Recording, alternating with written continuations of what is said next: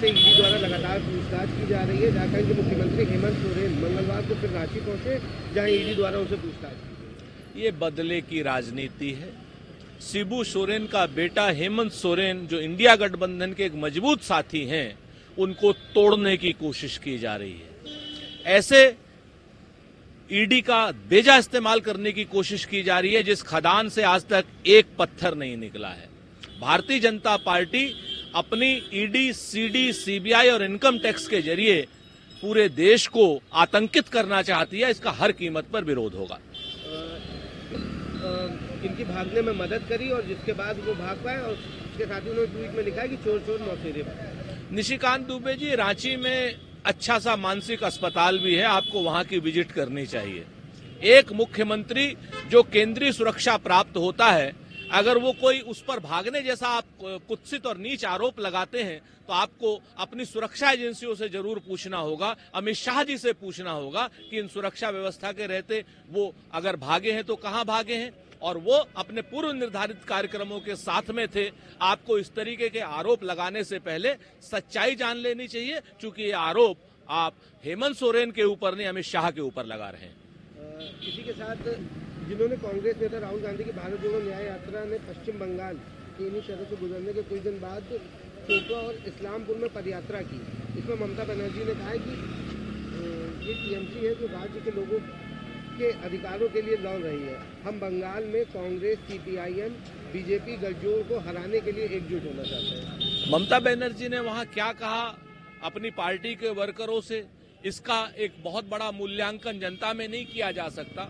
सच बात यह है कि उन्होंने इंडिया गठबंधन को मजबूत करने की बात कही है। बाकी प्रादेशिक स्तर पर हर दल को अपना राज्य को, अपनी पार्टी को मजबूत करने का पूरा अधिकार है, और बंगाल में हम भी ममता बनर्जी साहिबा के जो राज्य सरकार की जो कमियां हैं उनको गिनाने का काम करते हैं।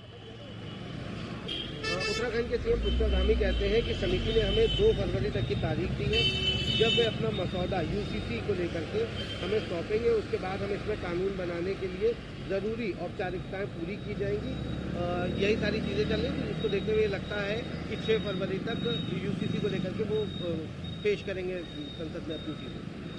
पुष्कर सिंह धामी साहब अब उत्तराखंड के मुख्यमंत्री हैं या गोबेल्स की तरीके से प्रचार मंत्री? जब 2 तारीख आएगी, जब मसौदा आएगा, तब उस पर आप कोई चर्चा करेंगे, या आप किसी बेरोजगार प्रवक्ता की तरीके से बात करेंगे कि परसों आएगा उसके बाद ऐसे करेंगे? पहले आने दीजिए मसौदा। मसौदे पे आप क्या चर्चा करेंगे विधानसभा में, उस पर हम आपको जवाब देंगे। मसौदे से पहले ये सारी बातें करना कहीं ना कहीं आपका एक सांप्रदायिक एजेंडा है, नरेंद्र मोदी जी का सांप्रदायिक एजेंडा है।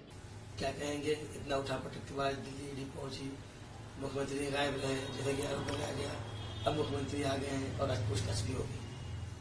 पूछताछ के लिए तो खुद समय दिया है माननीय मुख्यमंत्री ने। पूछताछ होगी, सहयोग करेंगे। प्रश्नों का जवाब पहले भी दिया था, आज भी देंगे।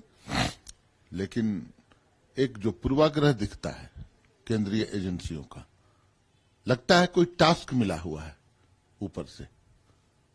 किस लिए मिला है? आप क्या करना चाहते हैं?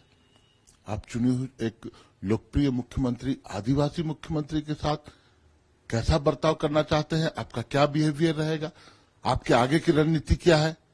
आज सभी का खुलासा हो जाएगा, और हम तमाम लोग, इंक्लूडिंग हमारे मुख्यमंत्री, फौलादी मुख्यमंत्री, हर स्थिति से निपटने को तैयार है। निशिकांत दुबे जी ने कहा है कि मुख्यमंत्री को दिल्ली से भागने वाले केजरीवाल जी ने मदद की, उसके बाद से बनारस से गढ़वा के रास्ते मिथिलेश ठाकुर ले आए। सब एक ही जैसे चोर चोर मौसेरे भाई हैं। देखिए, मौसेरे भाई, ममेरा भाई, इस तरह का बहुत चीज उनको विस्तार से पता है। ज्यादा मैं व्यक्तिगत हमले नहीं करूंगा। लेकिन निशिकांत जी को मुझे लगता है कि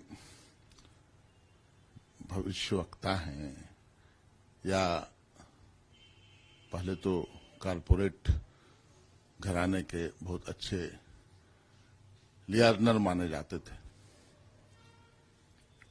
परंतु निशिकांत दुबे जी क्या बोलते हैं अब उस पर तवज्जो देना मुझे लगता है कि बिल्कुल उचित नहीं है। उन पर कमेंट, उनके कमेंट पर कुछ कमेंट करना भी उचित नहीं समझ में आता है मुझे। वो खिसियाई बिल्ली खंभा नोचे वाली बात है। वो हेमंत सोरेन से बराबरी करना चाहते हैं। एक सांसद, मामूली सांसद मैं मानूंगा, अगली बार गोड्डा की जनता जमानत जब्त करवाएगी उसका पूर्वाभास उनको है। वो झारखंड छोड़कर भागने की तैयारी में भी है। सीता सोरेन जी नाराज है।